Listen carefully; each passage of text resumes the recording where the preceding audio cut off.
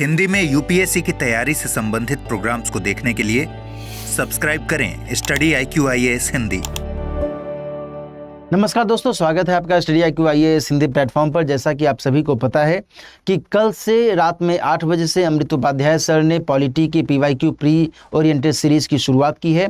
इसी सिलसिले को आगे बढ़ाते हुए आज से मैं इतिहास की PYQ प्री ओरिएंटेड सीरीज़ की शुरुआत कर रहा हूं।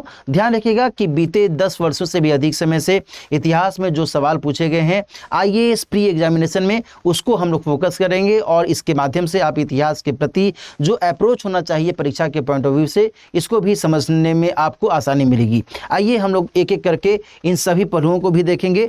प्राचीन भारत के इतिहास के साथ में हम लोग इसको शुरू कर रहे हैं और इसमें जो पहला सवाल पूछा गया था इस वर्ष यानी 2024 में जो पहला सवाल पूछा गया था वो वैदिक साहित्य से जुड़ा हुआ था। इसको यदि हम देखें तो पहले सवाल के अंतर्गत जो पहला कथन है वो कहता है उपनिषदों में कोई नीति कथा या पैरेबल नहीं है। दूसरा कथन कहता है उपनिषदों की रचना पुराणों से भी पहले हुई थी। जब भी आप क्वेश्चन को पढ़ें उसको कम से कम 2 बार जरूर पढ़ें और कुछ इस तरीके से अंडरलाइन करेंगे तो इससे आपको हमेशा ध्यान रहेगा कि प्रश्न में क्या पूछा जा रहा है। इसमें उपरोक्त कथनों में से कौन सा से कथन सही है, इस दृष्टिकोण से पूछा गया है। दोस्तों ध्यान रखिएगा कि जो पहला स्टेटमेंट है यह गलत है। यह इसलिए गलत हो जाता है क्योंकि उपनिषदों में नीति कथा के बारे में जानकारी मिलती है, कठोपनिषद में यम नचिकेता संवाद के बारे में जानकारी मिलती है। तो इस लिहाज से जो स्टेटमेंट 1 है गलत हो जाता है। दूसरा स्टेटमेंट बिल्कुल सही है, पुराणों से पहले उपनिषदों की रचना हुई है। दरअसल जो उपनिषद है ये श्रुति ग्रंथ के अंतर्गत आते हैं और जो पुराण है ये स्मृति ग्रंथ के अंतर्गत आते हैं। जब आप प्राचीन भारत पढ़ते होंगे तो श्रुति और स्मृति ग्रंथों के बारे में आपको जानकारी मिलती होगी। श्रुति ग्रंथों में न केवल उपनिषद हैं बल्कि चारों वेद यानी कि ऋग्वेद, यजुर्वेद, सामवेद, अथर्ववेद और इनके अलावा जो ब्राह्मण ग्रंथ हैं इन चारों वेदों से जुड़े हुए आरण्यक और उपनिषद, ये सभी श्रुति ग्रंथों के अंतर्गत माने जाते हैं क्योंकि इनके बारे में ये जानकारी मिलती है कि इनको सुन करके रचा गया। दूसरी तरफ जब हम स्मृति ग्रंथों की बात करते हैं तो स्मृति ग्रंथों के बारे में कहा जाता है कि इनको याद करके विकसित किया गया है और इस लिहाज से जो पुराण है, जो महाभारत है, जो रामायण है ना, इन सब को याद करने के परिप्रेक्ष्य से विकसित किया गया है। तो इस लिहाज से जो दूसरा स्टेटमेंट है, दूसरा स्टेटमेंट सही हो जाता है, पहला स्टेटमेंट गलत हो जाता है और इस तरह इस प्रश्न का जो सही उत्तर है वह ऑप्शन बी हो जाएगा। यहां पर जो एक दृष्टिकोण आपको समझने की जरूरत है वो ये कि वैदिक साहित्य और वैदिक साहित्य के इर्द गिर्द की जो भी गतिविधियां रही हैं वो आप हमेशा ध्यान में रखिएगा। इसको लेकर के सवाल बन जाते हैं। जैसे कि अभी यहाँ पर सवाल बन गया उपनिषद को लेकर के, हो सकता है कि आगे आने वाले समय में ब्राह्मण ग्रंथ को लेकर के सवाल बने, हो सकता है कि आगे आने वाले समय में आपसे चारों वेद में से किसी एक वेद को लेकर के सवाल पूछ दिया जाए। तो जो अप्रोच होना चाहिए वो इस हिसाब से आपका होना चाहिए। इसी वर्ष दूसरा सवाल जो पूछा गया था प्राचीन भारत से ही जुड़ा हुआ ये सवाल था और ये बड़ा ही पहेली के तौर पर पूछा गया है। यहाँ पर आप देखिए, निम्नलिखित सूचना पर विचार कीजिए और यहाँ पर 4 महत्वपूर्ण स्थलों के बारे में कुछ सूचनाएं दी गई हैं और तब फिर पूछा गया था कि इन पंक्तियों को सूचना के हिसाब से आपको ये बताना है कि सही सुमेलित हैं या नहीं सुमेलित हैं। जो पुरातात्विक स्थल हैं, राज्य हैं और उनके बारे में जो विवरण है, इन तीनों का मिलान करना है। जहां एक भी मिसमैच हुआ वहां पर वो गलत हो जाएगा। Getting it? तो जो पहला है यह है चंद्रकेतुगढ़। चंद्रकेतुगढ़ को सुमेलित किया गया है ओडिशा से और इसके बारे में बताया गया है कि यह एक व्यापार बंदरगाह शहर था। दोस्तों सबसे बड़ी बात तो यह है कि यह ओडिशा से नहीं बल्कि यह पश्चिम बंगाल से जुड़ा हुआ था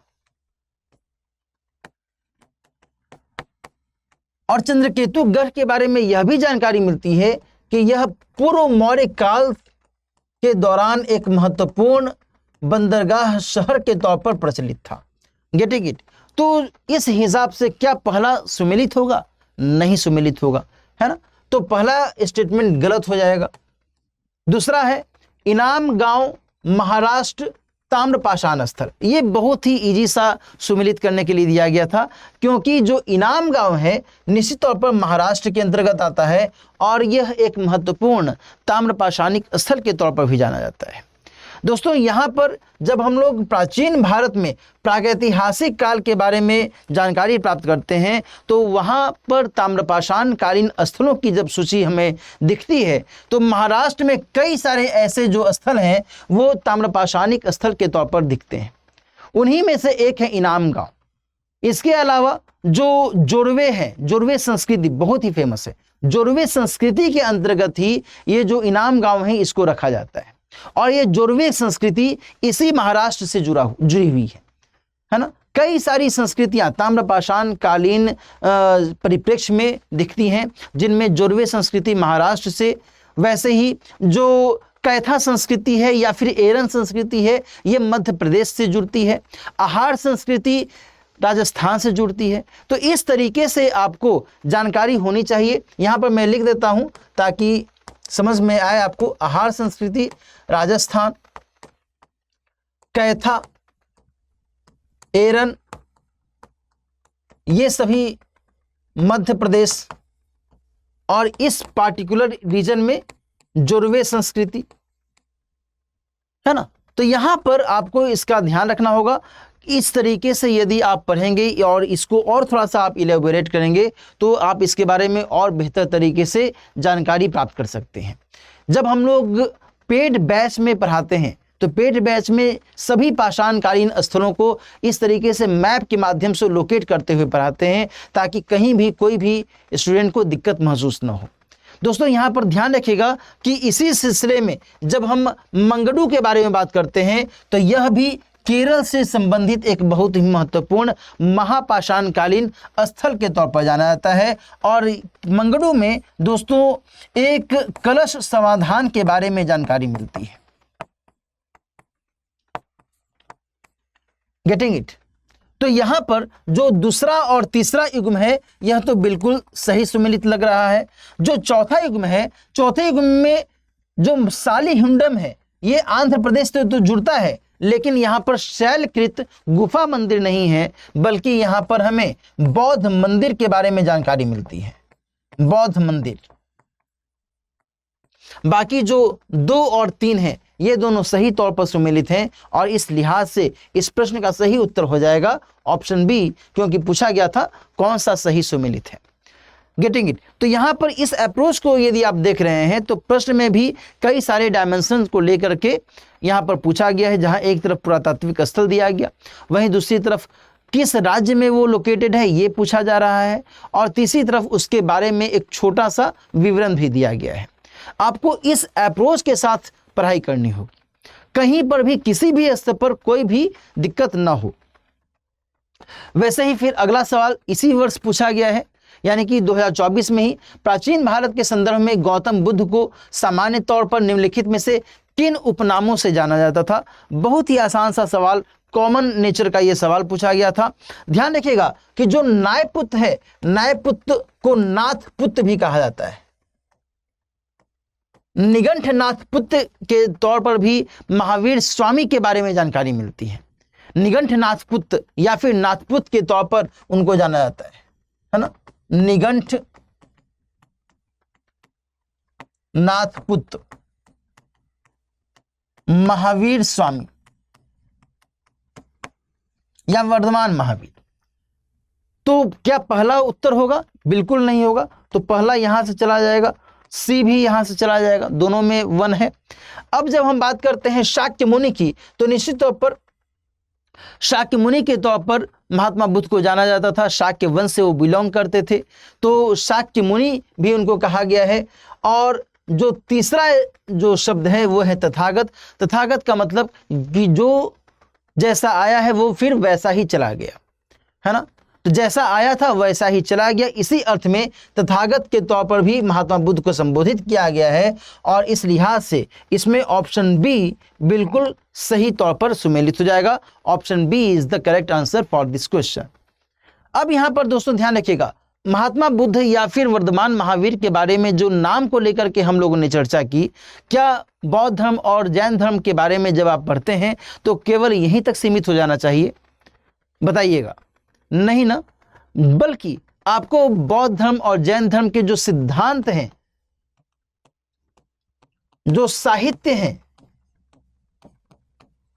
जो दर्शन है,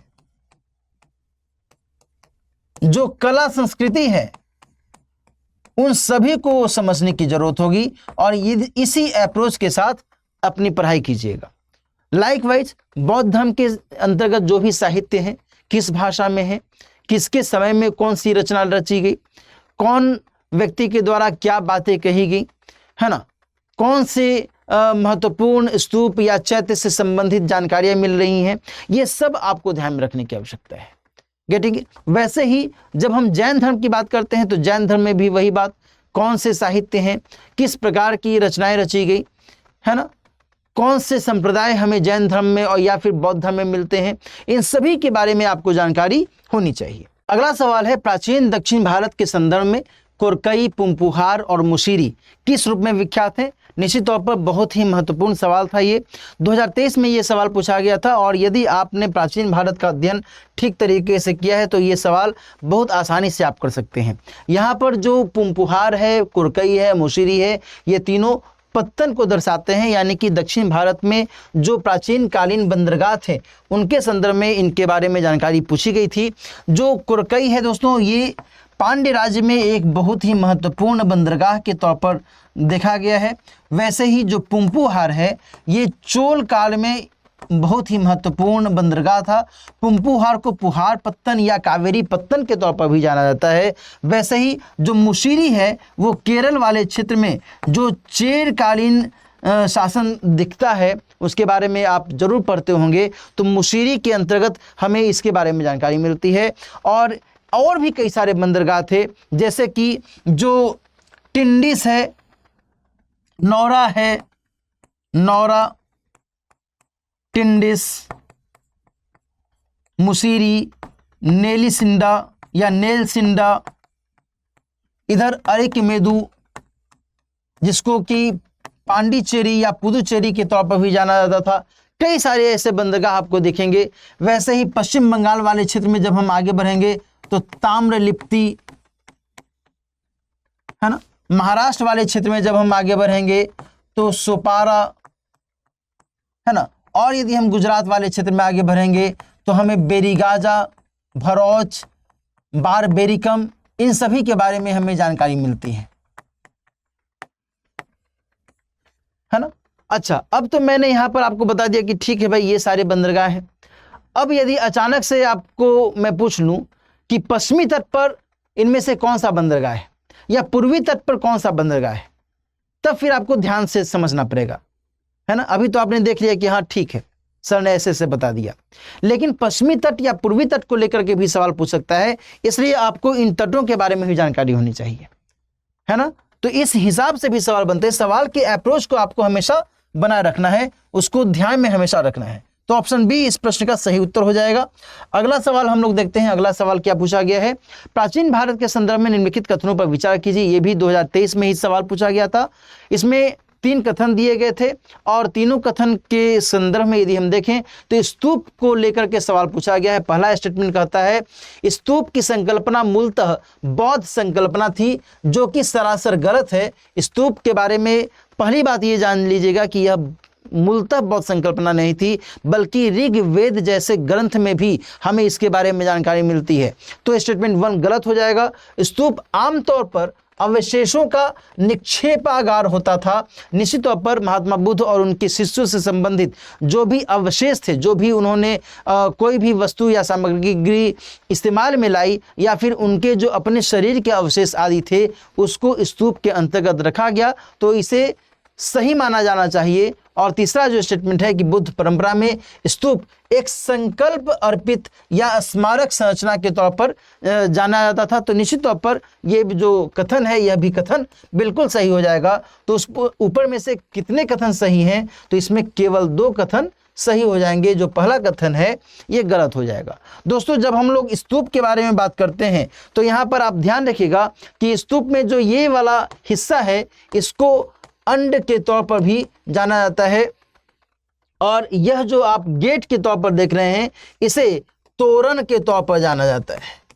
तोरण के तौर पर जाना जाता है। ये जो आप देख रहे हैं इसे हर्मिका के तौर पर जाना जाता है, और ये जो आप 3 दंड देख रहे हैं इसको छत्र के रूप में जाना जाता है। ये जो आप कुछ ऐसी इस तरीके से रेलिंग देख रहे हैं इसको हम लोग वेदिका के तौर पर जानते हैं, है ना। और इसी के पास में जो प्रदक्षिणा पथ है वो यहाँ पर हमें दिखता है ना। प्रदक्षिणा पथ के माध्यम से जो बौद्ध भिक्षु हैं या जो भी स्तूप गए हैं वहाँ पर उन इस तरीके से प्रदक्षिणा कर सकते हैं।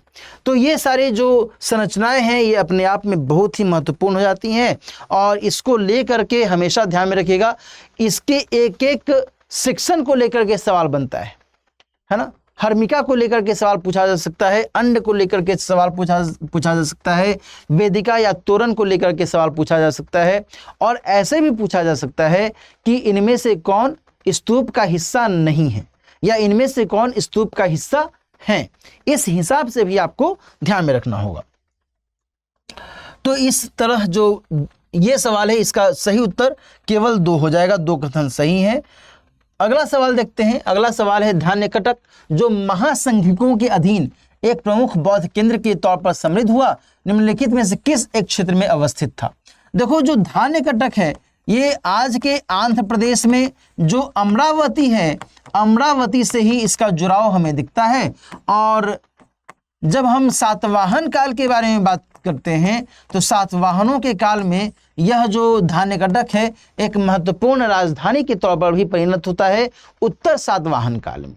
तो इस तरह जो ऑप्शंस दिए गए हैं आंध्र, कलिंग, गांधार, मगध, तो ऑप्शन के हिसाब से जो ऑप्शन ए है ये इसका सही उत्तर हो जाएगा, है ना। जो महासंघिक हैं, महासंघिक दरअसल जो बौद्ध संप्रदाय के अंतर्गत 2 महत्वपूर्ण जानकारियां मिलती हैं। इसमें एक तरफ हमें स्थाविर के बारे में और वहीं दूसरी तरफ महासंघिक के बारे में ही जानकारी मिलती है, और यही महासंघिक बाद में महायान के तौर पर और अधिक ख्याति प्राप्त करते हैं, और ये जो स्थाविर हैं ये हीनयान के तौर पर भी जाने जाते हैं, है ना। चारों बौद्ध संगति के बारे में आपको पता होना चाहिए भाई, चारों बौद्ध संगतियों से संबंधित ये सारी घटनाएं हैं, है ना। जो द्वितीय बौद्ध संगति है और चतुर्थ बौद्ध संगति है ये तो खास करके क्लियर है ना। तो खैर यहां पर यदि हम प्रश्न के आधार पर बात करें तो ऑप्शन ए इसका सही हो जाएगा। सातवाहन जो है ये कब आते हैं, मौर्य के पहले आते हैं या मौर्य के बाद आते हैं, ये मैं आपको नहीं बताऊंगा बल्कि आप कमेंट सेक्शन में इसका उत्तर दीजिएगा। क्लियर है, इससे मुझे ये आइडिया मिलेगा कि आप लोग ठीक से तरीके से रिवीजन कर रहे हैं या नहीं कर रहे हैं। अगला सवाल जो है भारतीय इतिहास के संदर्भ में यहाँ पर पूछा गया था, मूल ग्रंथों के आधार पर यह सवाल था। नित्य प्रकरण, परिशिष्ट पर्वन, अवदान शतक, त्रिषष्टि लक्षण महापुराण, इसमें पूछा गया था कि कौन से जैन ग्रंथ हैं। दोस्तों ध्यान रखिएगा कि जो नित्य प्रकरण है यह एक महत्वपूर्ण संस्कृत लिखित बौद्ध ग्रंथ है, संस्कृत भाषा में इसकी रचना की गई है। जो परिशिष्ट पर्वन है यह हेमचंद्र नाम के एक जैन कवि ने लिखी है, हेमचंद्र ने, और यह एक जैन रचना है, ठीक है। जो अवदान शतक है यह भी संस्कृत में लिखी गई रचना है और यह भी एक महत्वपूर्ण बौद्ध ग्रंथ के तौर पर जाना जाता है। जो त्रिषष्टि लक्षण महापुराण है इसकी रचना जीन सेन नाम के जैन कवि ने की है। अमोघ वर्ष जो कि एक महत्वपूर्ण राष्ट्रकूट शासक था उसके काल में इसकी रचना की गई थी, अमोघ वर्ष के शासन काल में,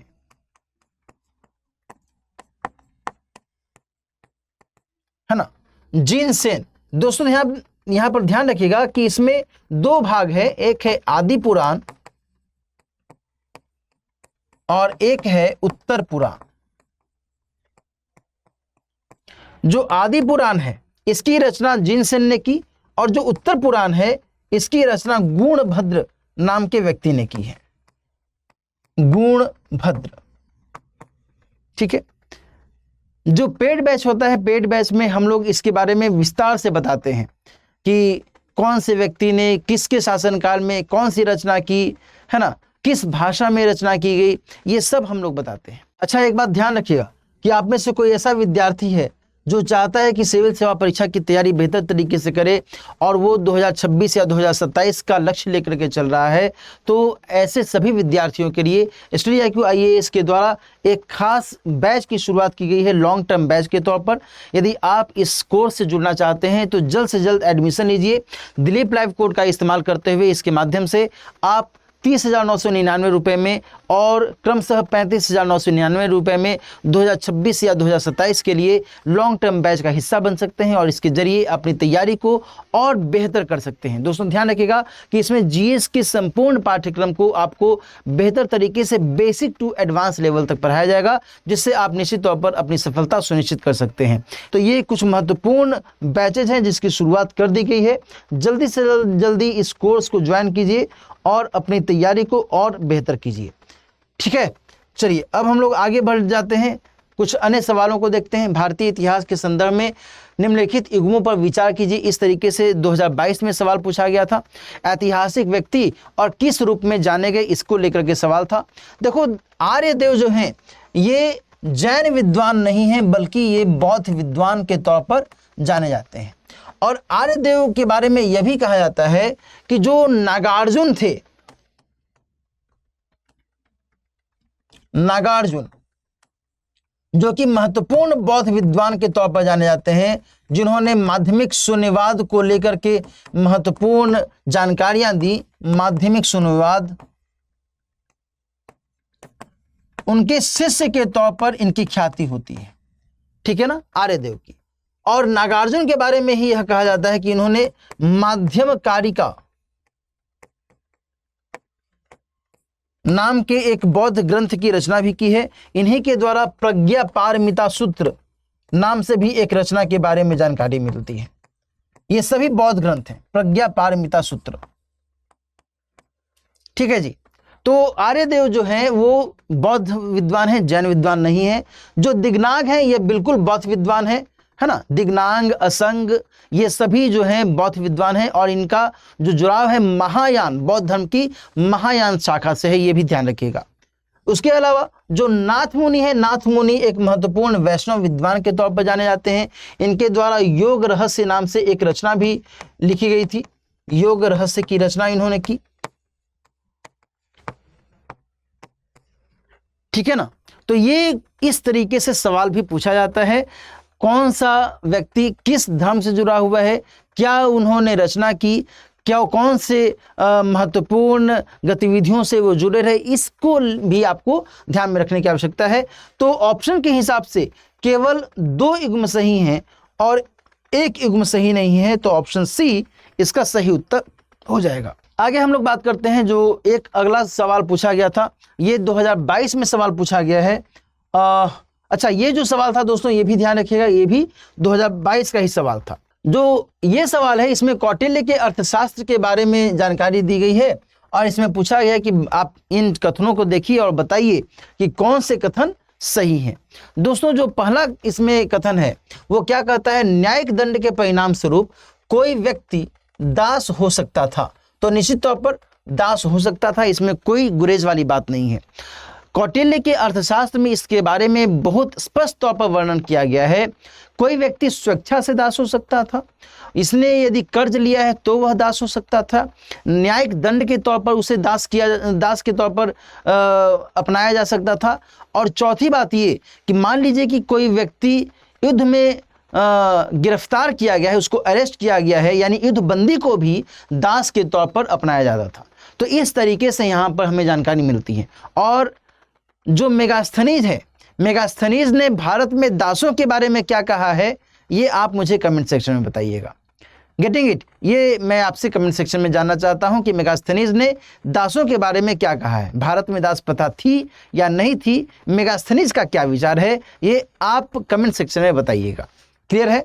तो दूसरी बात यहाँ पर जो मिलती है वो ये कि स्त्री दास अपने मालिक के संसर्ग से पुत्र जनन पर कानूनी तौर पर मुक्त हो जाती थी। बिल्कुल ठीक बात है भाई, स्त्री दास किसी मालिक के यहाँ काम कर रही है और मान लीजिए कि उसने उसके साथ संबंध स्थापित किया, शारीरिक संबंध स्थापित किया, और देन फिर उससे एक बच्चे का जन्म हुआ, तो ऐसे में वह जो स्त्री दास है अब वो स्वतंत्र हो जाएगी, क्योंकि उसका मालिक तो मालिक है ना।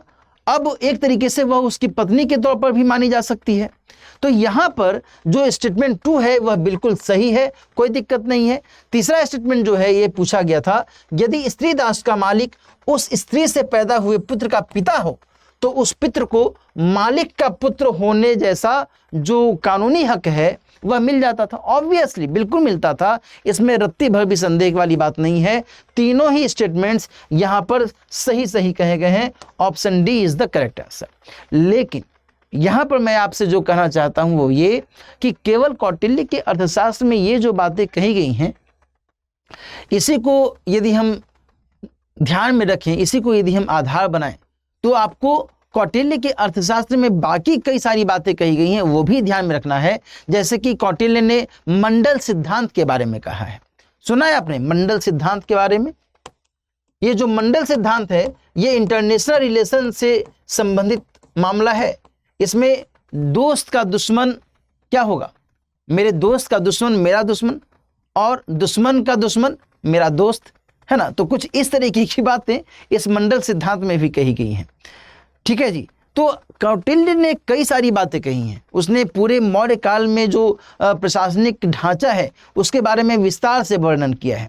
इतने 27-28 अध्यक्ष होंगे, तो ये मंत्रिपरिषद की व्यवस्था ऐसी होगी, ऐसी ब्यूरोक्रेसी होगी, नौकरशाही होगी, बहुत विस्तार से वर्णन किया है। अध्यक्ष के बारे में, मंत्रियों के बारे में उसने बताया है। तो आपको वहाँ पर गौर करके समझने की आवश्यकता होगी। कौटिल्य ने महिलाओं की स्थिति के बारे में भी बताया है, और इस लिहाज से आपको कौटिल्य के अर्थशास्त्र के बारे में ये सारी जानकारियाँ होनी चाहिए। हाँ, कहाँ पर किस एंगल से सवाल पूछा जाएगा ये कोई नहीं जानता है। तो यहाँ पर इस एंगल से जो सवाल पूछा गया था इसका उत्तर मैंने आपको दे दिया है। जो अगला सवाल था, निम्नलिखित युग्मों पर विचार कीजिए। अशोक के प्रमुख शिलालेखों के स्थान यहाँ पर दिए गए हैं और वह स्थान जिस राज्य में ये पाए गए हैं। 2022 में ये सवाल पूछा गया था, बहुत आसान सा सवाल था, इसमें रत्ती भर भी किसी को संदेह नहीं होना चाहिए जिसने भी थोड़ा भी ध्यान से पढ़ाई की हो। देखो यहाँ पर ध्यान रखिएगा कि अशोक एक ऐसा व्यक्ति है जो अपने शिलालेखों और स्तंभ लेखों के लिए जाना जाता है। मौर्य काल में जिस समय की उसने शिलालेखों की स्थापना करवाई, जगह जगह पर स्तंभ लेखों की स्थापना करवाई, लघु शिलालेख और बृहद शिलालेख के तौर पर इनको जाना गया था। स्तंभ लेख भी कहीं कहीं पर आप देखते हैं कि लघु स्तंभ लेख और स्तंभ लेख के तौर पर जाने जाते हैं। गुहा लेख का भी निर्माण उसने करवाया है।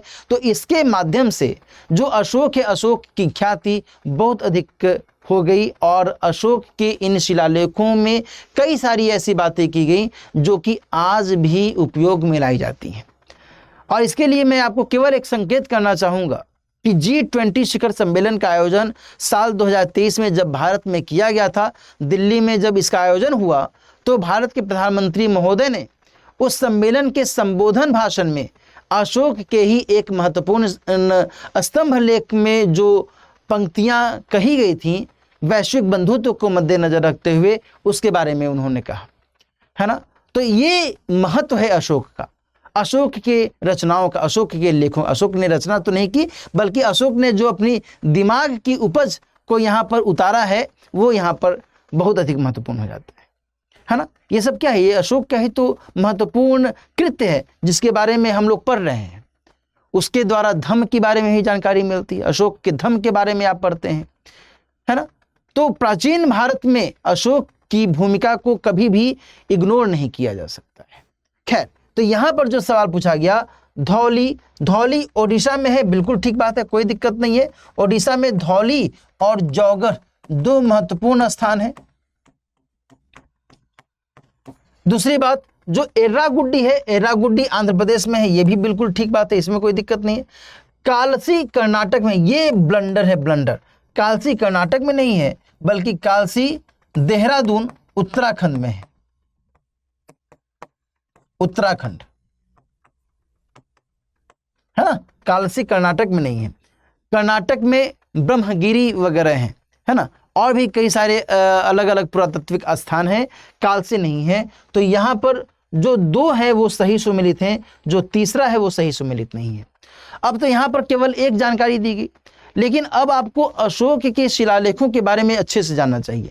जैसे कि मैं आपको ब्रीफ में बताऊं कि अशोक के जो शिलालेख हैं, जैसे कि जो बृहद शिलालेख हैं, इन बृहद शिलालेखों में 14 बातें कही गई हैं। जो कलिंग युद्ध के बारे में चर्चा है वो 13वें शिलालेख में मिलती है, और धौली और जौगढ़ में जो शिलालेख स्थापित किए गए हैं वहां पर इस 13वें शिलालेख की कमी है, क्योंकि 13वें शिलालेख में जो 13वां शिलालेख है उस 13वें शिलालेख में कलिंग युद्ध को दर्शाया गया है। और कलिंग युद्ध आपको पता होना चाहिए कि ओडिशा वाले क्षेत्र में ही लड़ा गया था। तो उसने जानबूझ करके इस क्षेत्र में जब धौली और जौगढ़ में शिलालेख की स्थापना करवाई तो इसने कहा कि देखो भाई, लोग नाराज हो जाएंगे, बेहतर है कि हम यहाँ पर से जो 13वां शिलालेख है वो हटा देते हैं। तो ये चीज़ें भी आपको समझने की आवश्यकता है। Getting it? तो एक बृहद शिलालेख पर 14 बातें कही जाती थी। इसी को प्रथम शिलालेख, द्वितीय शिलालेख, तृतीय शिलालेख, चतुर्थ शिलालेख, इस तरीके से हम लोग कहते हैं। गेटिंग? तो यहां पर इसको ध्यान में रखिएगा, option B is the correct answer. अगला सवाल जो है वो हम लोग देख लेते हैं। गुप्त वंश के पतन से लेकर आरंभिक 7वीं सदी में हर्षवर्धन के उत्थान तक उत्तर भारत में निम्नलिखित में से किन राज्यों का शासन था? बहुत लाजवाब सवाल बनाया गया था। साल 2021 में यह सवाल पूछा गया था। मगध के गुप्त, मालवा के परमार, थानेश्वर के पुष्यभूति, है ना, कन्नौज के मौखरी, देवगिरी के यादव और वल्लभी के मैत्रक, ये सभी महत्वपूर्ण थे। इसमें पूछा गया कि किन राज्यों में इनका शासन था। दोस्तों ध्यान रखिएगा कि जब हम बात कर रहे हैं गुप्त वंश के पतन से लेकर आरंभिक 7वीं शताब्दी के बारे में, तो उस दौरान की जो गतिविधियां रहीं उसको हमको मद्देनजर रखना होगा। और इस लिहाज से जो मगध के गुप्त हैं, यानी कि उत्तरवर्ती गुप्त जो हैं, मालवा के परमार यहाँ पर नहीं आएंगे, थानेश्वर के पुष्यभूति आएंगे। और इसी थानेश्वर से कौन जुड़े हुए हैं? तो हर्षवर्धन, है ना, हर्षवर्धन। इनके फादर का नाम क्या है? इनके फादर का नाम है प्रभाकर वर्धन, प्रभाकर वर्धन, है ना। पुष्यभूति वंश की स्थापना की गई है और प्रभाकर वर्धन के बाद में हर्षवर्धन जो है बहुत बड़ी भूमिका निभाता है थानेश्वर में। देन बाद में वो अपनी राजधानी स्थानांतरित करके कन्नौज भी ले आता है। इसके लिए बहुत कई सारी कहानियां हैं, है ना। अब इस कक्षा में हम लोग उसको यदि इलेबोरेट करेंगे तब तो दिक्कत हो जाएगी, तो ये ध्यान में रखिएगा। इसके अलावा जो कन्नौज के मौखरी शासक हैं वह भी इससे जुड़े हुए हैं निश्चित तौर पर। और वल्लभी के जो मैत्रक हैं, वल्लभी जो गुजरात वाले इलाके में था, वल्लभी के मैत्रक भी इस पार्टिकुलर काल से जुड़ा हुआ है। तो निश्चित तौर पर 1, 3, 4 और 6 ये जो है बिल्कुल सही हैं। बाकी जो मालवा के परमार हैं या देवगिरी के यादव हैं, ये 8वीं 9वीं शताब्दी के बाद जाकर करके धीरे धीरे उभरना शुरू करते हैं, है ना। तो यहाँ पर इस चीज को ध्यान में रखिएगा, इस तरीके से भी सवाल बनता है। अब आपसे सवाल सीधे सीधे ऐसे भी पूछा जा सकता है कि कौन से क्षेत्र से कौन से वंश का जुड़ाव था, है ना, या कौन से क्षेत्र से कौन से राजा का जुड़ाव था, कौन से वंश से कौन से राजा का जुड़ाव था, यह भी मैच करने के लिए दे सकता है आगे आने वाले समय में। तो ये आपको अप्रोच रखना चाहिए, ठीक है। अब ये एक सवाल है कि निम्नलिखित युग्मों पर विचार कीजिए, ऐतिहासिक स्थान और ख्याति का कारण दिया हुआ है। इसका उत्तर मैं नहीं दूंगा, इसका उत्तर आप कमेंट सेक्शन में दीजिएगा। नेक्स्ट क्लास में हम लोग इसके बारे में चर्चा करेंगे और भी जो इतिहास के सवाल पूछे गए हैं बीते कुछ वर्षों में उसके बारे में भी हम लोग बातचीत करेंगे। यहाँ पर जो सवाल है इसमें बुर्जहोम, चंद्रकेतुगढ़ और गणेश्वर के बारे में जानकारी मिलती है और इनकी ख्याति के कारण के बारे में दूसरी तरफ लिखा हुआ है। आपको ये बताना है कि कौन सा इसमें सही सुमेलित है। कमेंट सेक्शन में उत्तर जरूर दीजिएगा। मिलते हैं नेक्स्ट क्लास में बृहस्पतिवार के दिन रात में 8 बजे कुछ नए सवालों के साथ, जो कि हैं तो पुराने लेकिन आपके नए अप्रोच को बेहतर बनाने के लिए उनकी भूमिका और ज़्यादा हो जाएगी। All the best. हिंदी में यूपीएससी की तैयारी से संबंधित प्रोग्राम्स को देखने के लिए सब्सक्राइब करें स्टडी IQ IAS हिंदी।